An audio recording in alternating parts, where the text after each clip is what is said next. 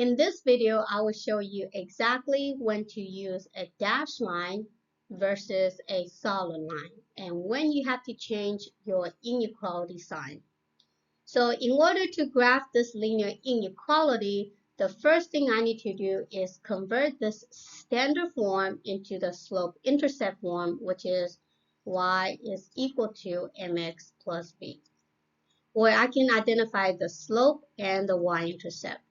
So to do this, I need to move the x to the side where -4 is. So therefore, I have -2y is less than, so the positive x is going to become -x, and you just bring down the -4. And now the last thing we're going to do is divide everything by -2 to isolate the y value. And because I divided by a negative number, I have to change the inequality sign less than, which will become greater than. And now I'm going to divide -1 divided by -2. That gives you +1/2 x. -4 over -2, that gives you +2. And there's my slope-intercept form. And just in case you're wondering why we have to flip the sign when we divide it by a negative number, well, let's say you are comparing the two numbers, -2, which we know is less than 3.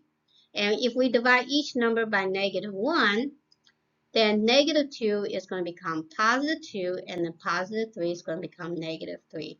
And we know that 2 is not less than -3. We know that 2 is greater than -3. So therefore, that's why we have to flip the sign when we divide by a negative number to preserve the correct relationship between the values.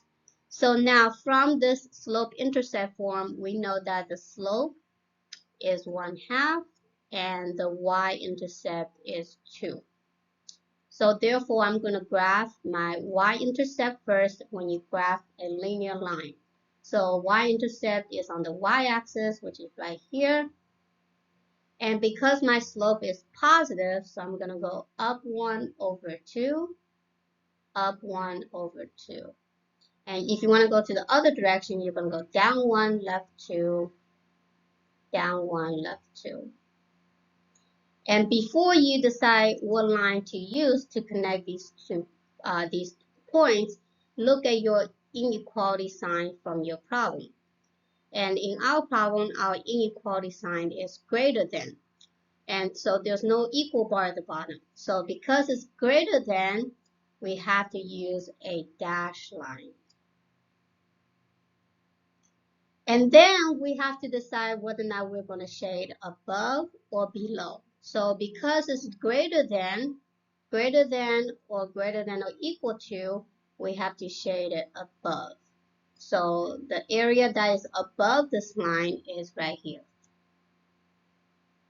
And if you're not sure if you shaded the area correctly, you can test a point out. So pick any point in the shaded area.